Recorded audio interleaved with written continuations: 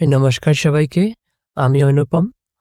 আপনারা দেখছেন সাহিত্য শিক্ষাঙ্গন ইউটিউব চ্যানেল বাংলা সাহিত্যের অনলাইন ক্লাস। আজকের এই ক্লাসে আমরা আসাম বিশ্ববিদ্যালয়ের অন্তর্গত স্নাতক স্তরের বাংলা অনার্সের সিলেবাস নিয়ে আলোচনা করব। তোমাদের মধ্যে থেকে যারা এই শিক্ষাবর্ষে বাংলা অনার্স নিয়ে গ্র্যাজুয়েশনে ভর্তি হতে চাইছ বা ভর্তি হতে হবে বলে ভাবছ, তাদের জন্য কিন্তু আজকের এই ভিডিওটি খুবই উপকারী হতে চলেছে। নতুন অবস্থায় তোমাদের যাবতীয় বিভ্রান্তি বা জিজ্ঞাসা, যেমন কে পড়বে, কোথা থেকে পড়বে, কোথা থেকে পড়া শুরু করবে, তোমাদের পাঠ্য বই কি কি, এই জাতীয় সমস্ত প্রশ্নের উত্তর আজকের এই ভিডিওতে তোমরা পাবে। তাই অনুরোধ রইল ভিডিওটি কেটে কেটে না দেখে সম্পূর্ণটি দেখার জন্য। শুরু করার আগে প্রসঙ্গত বলে রাখি, তোমরা এতদিন ধরে যেভাবে পড়াশোনা করে অভ্যস্ত, মানে একটি ক্লাসে কতগুলি আলাদা আলাদা সাবজেক্ট থাকবে, সেই সাবজেক্ট অনুযায়ী বাজার থেকে গাইড বুক কিনে প্রশ্নোত্তর শিখবে, পরীক্ষায় লিখবে, পাশ করবে। এই নিয়মটা কিন্তু তোমাদের গ্র্যাজুয়েশনের ফার্স্ট সেমিস্টার থেকেই পরিবর্তন হতে চলেছে। ফার্স্ট সেমিস্টার থেকে তোমরা দেখতে পাবে তোমরা যে বিষয় নিয়ে অনার্স নেবে সেই বিষয়টি একমাত্র তোমাদের পাঠ্য বিষয়। ওই বিষয়ের অন্তর্গত কতগুলি আলাদা আলাদা পেপার থাকবে, তোমাদের সেই পেপারগুলি পড়তে হবে। প্রত্যেকটি পেপারে থাকবে 5টি করে ইউনিট। আর দেরি না করে আমি তোমাদের সরাসরি সিলেবাসে নিয়ে যাচ্ছি। ফার্স্ট সেমিস্টার যারা বাংলা অনার্স নিচ্ছ তাদের জন্য রয়েছে 5টি পেপার। প্রথম পেপারটি হচ্ছে BEN-DSc 10। এই পেপারটির নাম হচ্ছে বাংলা সাহিত্যের ইতিহাস, প্রাচীন ও মধ্যযুগ। এই পেপারটিতে 5টি অধ্যায় রয়েছে বা ইউনিট রয়েছে। ইউনিট 1 হচ্ছে বাংলা সাহিত্যের যুগ বিভাজন। এই ইউনিট 1-এ তোমরা কি পড়বে তা বিশেষ করে উল্লেখ করা হয়েছে। তোমরা পড়বে, তোমাদের পাঠ্য হচ্ছে চর্যাপদ এবং শ্রীকৃষ্ণ কীর্তন। চর্যাপদ হচ্ছে বৌদ্ধ তান্ত্রিক সাধকদের দ্বারা রচিত, তাদের তন্ত্র সাধনার বিভিন্ন গোপন রীতিনীতি, নিয়ম, আচার ইত্যাদি বিষয়গুলিকে নিয়ে কতগুলি কবিতার লেখা, কতগুলি কবিতার একটি সংকলন গ্রন্থ। তো চর্যাপদ থেকে কি কি পড়বে তাও নির্দিষ্ট করে দেওয়া হয়েছে। যেমন চর্যাপদ থেকে তোমরা পড়বে চর্যাপদ আবিষ্কার ও প্রকাশ, চর্যাপদের কবি পরিচিতি, চর্যাপদ পুঁথির বিবরণ, চর্যাপদের মূল বিষয়বস্তু, চর্যাপদের ঐতিহাসিক মূল্য এবং সবশেষে রয়েছে চর্যাপদের সমাজচিত্র। এরপরে শ্রীকৃষ্ণ কীর্তন কাব্য। শ্রীকৃষ্ণ কীর্তন কাব্য তোমরা নাম শুনেই বুঝতে পারছো নিশ্চয়ই শ্রীকৃষ্ণ আছেন এবং রাধা আছেন এবং রাধা কৃষ্ণের কাহিনী। হ্যাঁ, ঠিকই ধরেছ। তো শ্রীকৃষ্ণ কীর্তন কাব্য থেকেও তোমরা কি কি বিষয়ে পড়বে সেটাও নির্দিষ্ট করা হয়েছে। শ্রীকৃষ্ণ কীর্তন কাব্যের আবিষ্কার ও প্রকাশ সম্পর্কে তোমরা পড়বে, মানে শ্রীকৃষ্ণ কীর্তন কাব্যটি কিভাবে আবিষ্কৃত হয়েছে, কে আবিষ্কার করেছেন, কে প্রকাশিত করেছেন। তারপর পড়বে শ্রীকৃষ্ণ কীর্তন কাব্যের নামকরণ নিয়ে, মানে এই কাব্যটির নাম কেন শ্রীকৃষ্ণ কীর্তন হলো, অন্য কিছু হলো না কেন।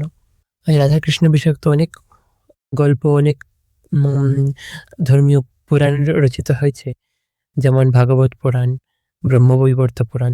তো এই রাধাকৃষ্ণ বিষয়ক এই কাহিনীর নাম শ্রীকৃষ্ণ কীর্তন কেন হলো, তো এই সম্পর্কে যে পড়বে সেটা হচ্ছে তোমার নামকরণ। তারপরে রয়েছে পুঁথি পরিচয়, মানে শ্রীকৃষ্ণ কীর্তন পুঁথিটির বিবরণ বা এই সমস্ত কিছু, পুঁথিটি কোথায় পাওয়া গেল, কোন কি অবস্থায় ছিল, এই সমস্ত কিছু। তারপরে রয়েছে শ্রীকৃষ্ণ কীর্তন কাব্যের কবি পরিচয়। তারপর রয়েছে শ্রীকৃষ্ণ কীর্তন কাব্যের মূল বিষয়বস্তু, মানে কাব্যটির মূল বিষয়বস্তু কি মূল ঘটনাক্রমটা কি কাব্যের। তারপরে রয়েছে শ্রীকৃষ্ণ কীর্তন কাব্যের ঐতিহাসিক মূল্য এবং সবশেষে রয়েছে শ্রীকৃষ্ণ কীর্তন কাব্যের সমাজচিত্র। তারপর ইউনিট 2। ইউনিট 2-তে রয়েছে তোমাদের অনুবাদ সাহিত্য, অর্থাৎ অন্য ভাষা থেকে অনুবাদকৃত বাংলা সাহিত্য।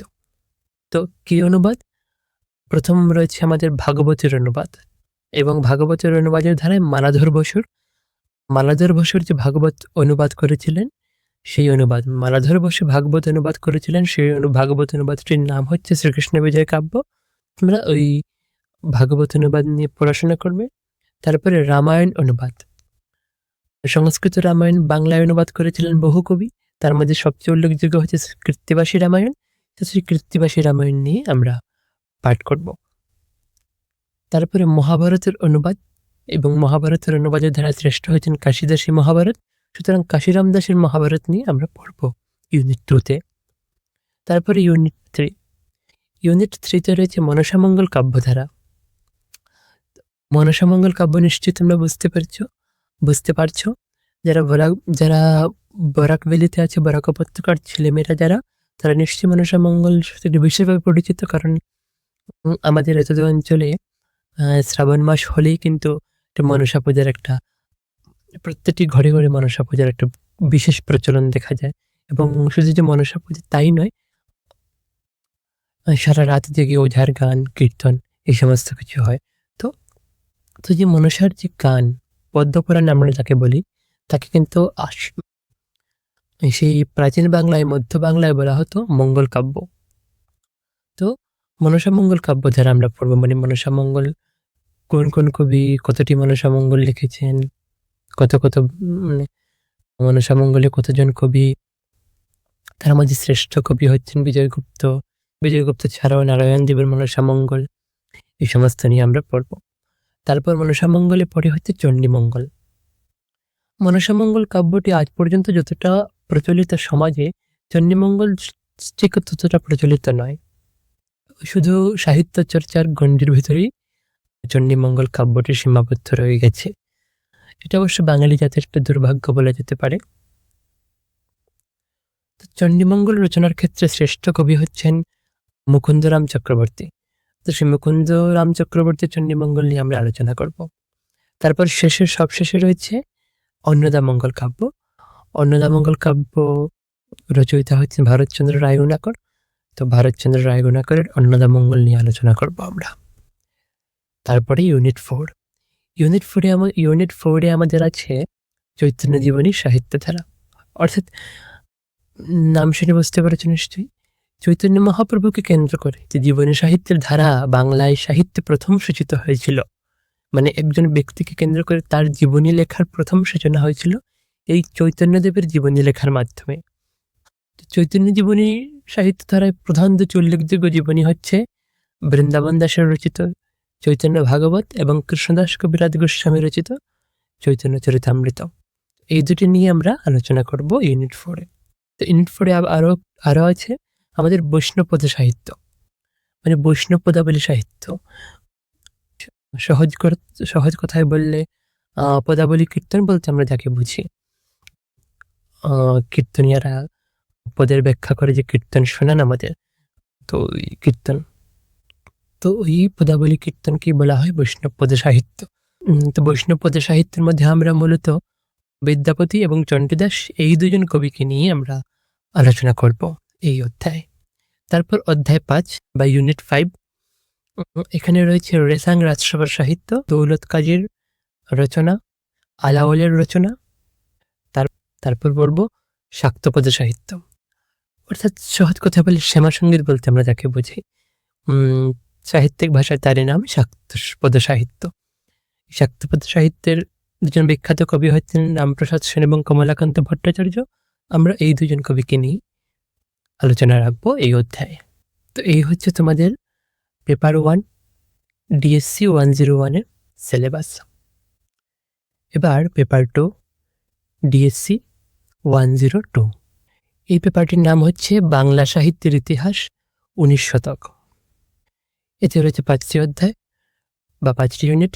ইউনিট 1 বাংলা গদ্যের উদ্ভব ও বিকাশ, অর্থাৎ বাংলা ভাষায় গদ্য রচনার শুরু কিভাবে হয়েছে এবং তার বিকাশই বা কিভাবে হয়েছে, এই বিষয়ে আমরা এই অধ্যায়ে আলোচনা করব, এই অধ্যায়ে পড়ব। তো বাংলা গদ্যের বিকাশের ক্ষেত্রে উল্লেখযোগ্য ভূমিকা রেখেছিল ফোর্ট উইলিয়াম কলেজ এবং রাজা রামমোহন রায় এবং ঈশ্বরচন্দ্র বিদ্যাসাগর।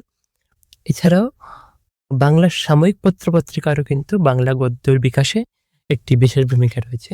তো কিভাবে বাংলা গদ্যের বিকাশে এইসব ফোর্ট উইলিয়াম কলেজের ভূমিকা রয়েছে, রাজা রামমোহন রায় এবং ঈশ্বরচন্দ্রের ভূমিকা রয়েছে, কিভাবে সেটা, তো এই বিষয়ে আমরা ইউনিট 1-এ আলোচনা করব বা পড়ব। ইউনিট 2 কাব্য কবিতা, অর্থাৎ কবিতা আর কি। তো কাব্য কবিতার মধ্যে কোন কোন কবিকে নিয়ে আমরা পড়ব? কবি ঈশ্বরগুপ্ত, মধুসূদন দত্ত, নবীনচন্দ্র সেন, বিহারীলাল চক্রবর্তী। তারপর ইউনিট 3 হচ্ছে নাট্য সাহিত্যের ধারা, অর্থাৎ নাটক। আমরা বরাক উপত্যকায় বিশেষ আগ্রহী ছাড়া কিন্তু কেউ নাটক দেখি না। অথচ বরাক উপত্যকায় কিন্তু নাট্যচর্চা যথেষ্ট ভালো। এই প্রান্তিক অঞ্চলের তুলনায় এদিক থেকে বরাক উপত্যকায় কিন্তু যথেষ্ট ভালো নাট্যচর্চা হয়। কিন্তু নিতান্ত অনুরাগী ছাড়া কিন্তু আমরা কেউ সেই নাট্যচর্চায় অংশগ্রহণ করতে চাই না। করার সুযোগ হয়ে ওঠে না। এই নাটক বলতে নাটক কি? আমরা শুধু নামই শুনেছি। সে নাটকটা যে আসলে কি সেটা কিন্তু বোঝার কোনো উপায় নেই। তো সেই নাট্য সাহিত্য নিয়ে, সেই নাটক নিয়ে একটু আভাস তোমরা এই অধ্যায়ে পাবে। যে নাটক কি, নাটক কিভাবে লিখতে হয়, নাটক কিভাবে পড়তে হয়। নাটক, লিখিত নাটক একটা দিক, আর নাটকের অভিনয় সেটা আরেকটা দিক। তো এই লিখিত নাটকের ধারা, নাটক লেখার সূচনা বাংলা সাহিত্যে কোথা থেকে শুরু হলো, কে শুরু করলেন, কে এগিয়ে নিয়ে গেলেন সেই ধারা, এই নিয়ে তোমরা এই ইউনিট 3 তে আলোচনা করবে বা পড়বে। তারপর ইউনিট 5 কথা সাহিত্য। এটা কিন্তু খুব একটা ব্যাপার। কথা সাহিত্য, উপন্যাস বলতে আমরা যা বুঝি। রবীন্দ্রনাথের চোখের বালি, অনেক উপন্যাসের সিনেমা হয়েছে, সিরিয়ালও হয়েছে। তোমরা নিশ্চয়ই সিরিয়াল টিভিতে দেখেছ। তো যেমন কদিন আগে স্টার জলসায়, কয়েক বছর আগে স্টার জলসায় দেবী চৌধুরানী বলে একটি সিরিয়াল খুবই বিখ্যাত হয়েছিল। তো সেই দেবী চৌধুরানী সিরিয়ালটাও কিন্তু আসলে মূল প্রেক্ষাপট হচ্ছে বঙ্কিমচন্দ্রের দেবী চৌধুরানী উপন্যাস। তো এই উপন্যাস লেখা কিভাবে শুরু, কে প্রথম উপন্যাস লিখলেন, কারা এই উপন্যাস লেখার ধারাটাকে এগিয়ে নিয়ে গেলেন, তো এইসব নিয়ে আমরা ইউনিট 4 এ পড়ব। ইউনিট 5 হচ্ছে 19 শতকের আত্মকথা। আত্মকথা মানে নিজের কথা নিজে লেখা, অটোবায়োগ্রাফি, আত্মজীবনী লেখা। তো 19 শতকের প্রেক্ষাপটে দাঁড়িয়ে কে নিজেদের আত্মজীবনী লিখেছেন এবং সেই আত্মজীবনী কিভাবে সাহিত্য হয়ে উঠেছে, কেন সেই আত্মজীবনী সাহিত্য, কেন অন্যের জীবনীটা আমরা পড়বো, আমাদের তো কি লাভ? আমরা যে আত্মজীবনী পড়বো, একজন মানুষ তার জীবনে কি করে গেছেন, সে তার ভালো লেগেছে, সে তার জীবনী লিখেছে, আমি অমুক কাজ করেছি সেই। তো সেই একজন মানুষের আত্মজীবনী পড়ে আমি কিভাবে সমৃদ্ধ হতে পারি, বা আমার তাতে কি লাভ, সমাজের তাতে কি লাভ, বা সেই আত্মজীবনী পড়ে আমি কি শিক্ষা পাচ্ছি, বা সেই আত্মজীবনী সাহিত্যের পর্যায়ে কেন গেল। তো এই সমস্ত কিছু নিয়ে আমরা এই অধ্যায়ে ইউনিট 5 এ আলোচনা করব। এরপর তোমাদের 3 নম্বর পেপার হচ্ছে BENSEC 101।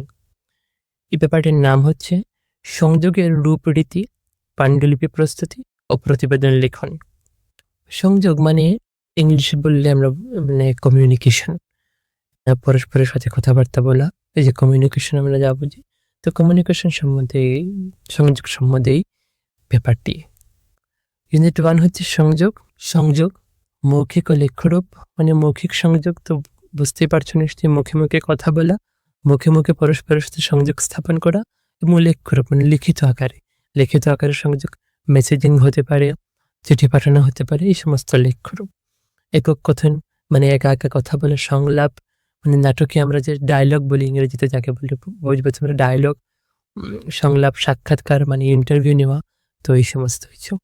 ইউনিট 2 তে আছে নথিকরণ, সংকোচন, সম্প্রসারণ।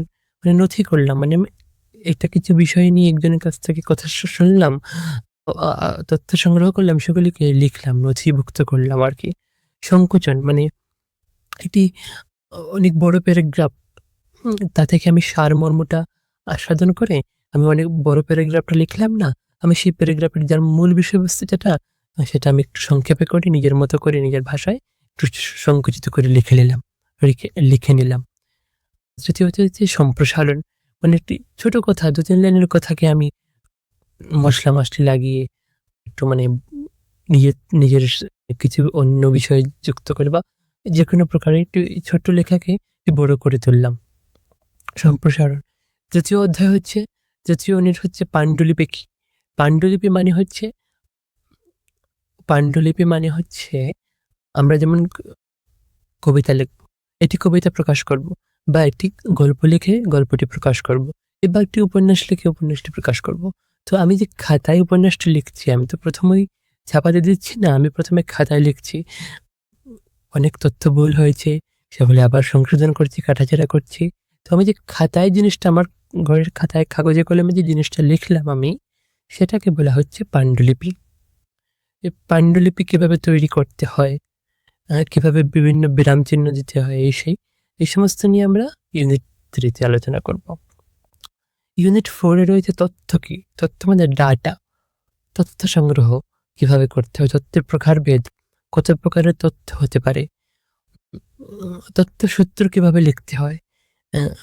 এই সমস্ত অবশ্য এখন বুঝবে না, যখন আমরা পড়াশোনা করব বা তোমরা কলেজে পড়বে, তখন নিশ্চয়ই আরো ভালো করে বুঝতে পারবে। তারপরে রয়েছে গ্রন্থপঞ্জি,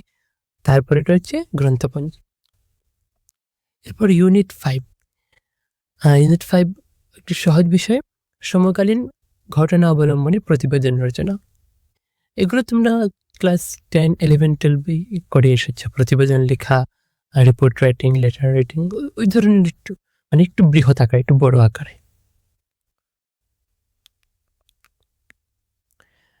এরপর তোমার 4 নম্বর পেপার হচ্ছে BEN IDC 101। পেপারটির নাম হচ্ছে 19 শতকের বাংলা সাহিত্য। ইউনিট 1 আছে মাইকেল মধুসূদন দত্তের চতুর্দশপদী কবিতাবলী, অর্থাৎ মাইকেল মধুসূদন দত্তের যে সনেট, তার যে বিখ্যাত সেই সনেট, চতুর্দশপদী কবিতা, সেগুলি। কোন কোন কবিতা আমাদের পাঠ্য? কৃত্তিবাস কবিতা, বিজয়া দশমী কবিতা, কপোতাক্ষ নদ কবিতা, বঙ্গদেশে এক মান্যবন্ধুর উপলক্ষে, এই কয়েকটি কবিতা। ইউনিট 2 রয়েছে দীনবন্ধু মিত্র। দীনবন্ধু মিত্রের একটি নাটক, প্রহসন জাতীয়, বিয়ে পাগলা বুড়ো। ইউনিট 3 আছে বঙ্কিমচন্দ্র চট্টোপাধ্যায়ের কমলাকান্তের দপ্তর, কতগুলি প্রবন্ধের সংকলন, কমলাকান্তের দপ্তর। সেই কমলাকান্তের দপ্তর থেকে কোন কোন প্রবন্ধ আমরা পড়ব? বিড়াল, মনুষ্যফল, বড়বাজার, বসন্তের কোকিলি, এই 4টি প্রবন্ধ আমরা পাঠ করব। তারপর ইউনিট 4 হচ্ছে রবীন্দ্রনাথ ঠাকুর গল্পগুচ্ছ প্রথম খণ্ড। তো রবীন্দ্রনাথ ঠাকুরের গল্পগুচ্ছ থেকে আমরা কোন কোন গল্প পড়ব? দেনা পাওনা গল্প, ছুটি গল্প, শুভা গল্প, পোস্ট মাস্টার গল্প। তারপর ইউনিট 5 হচ্ছে 19 শতকের সাহিত্য ও সাহিত্যিক বিষয়ক রচনা। তো এই ইউনিট থেকে আমরা কি পড়ব? বাংলা গদ্যের বিকাশে রাজা রামমোহন রায় এবং ঈশ্বরচন্দ্র বিদ্যাসাগর। তো বাংলা গদ্যের বিকাশে রামমোহন রায়ের ভূমিকা কি, অবদান কি, এবং বাংলা গদ্যের বিকাশে ঈশ্বরচন্দ্র বিদ্যাসাগরের ভূমিকা কি, অবদান কি। বাংলা উপন্যাস ও বঙ্কিমচন্দ্র। তো বাংলা উপন্যাসের ক্ষেত্রে বঙ্কিমচন্দ্রের ভূমিকা, বঙ্কিমচন্দ্রের কৃতিত্ব, বঙ্কিমচন্দ্রের অবদান, এই সমস্ত নিয়ে আলোচনা করব। তারপরে রয়েছে বাংলা মহাকাব্য ধারায় মধুসূদন দত্ত। বাংলায় মহাকাব্য রচিত হয়েছিল, তোমরা এটা নিশ্চয়ই জানো, মেঘনাদ বধ একটি মহাকাব্য কিন্তু। তো এই বাংলায় মহাকাব্য রচনার যে ধারা, সেই ধারার সূত্রপাত কে করেছিলেন এবং সে ধারার শ্রেষ্ঠ কবি কিভাবে মধুসূদন দত্ত হয়ে উঠলেন, সে নিয়ে আমরা আলোচনা করব এই অধ্যায়ে। তো মোটামুটি এই 4টি ছিল তোমাদের ফার্স্ট সেমিস্টারের সিলেবাস। যদি কোনো কিছু অসুবিধা থেকে থাকে, বুঝতে অসুবিধা, আমাকে নিঃসন্দেহে তোমরা অবশ্যই কমেন্টে লিখে জানিও। আমি চেষ্টা করব তোমাদের সমস্যার সমাধান করতে, তোমাদের প্রশ্নের উত্তর দিতে। বোঝানো তোমাদের ভালো লেগে থাকে তাহলে অবশ্যই চ্যানেলটিকে সাবস্ক্রাইব করে রাখো এবং বন্ধুদের সাথে চ্যানেলটিকে শেয়ার করো। ধন্যবাদ।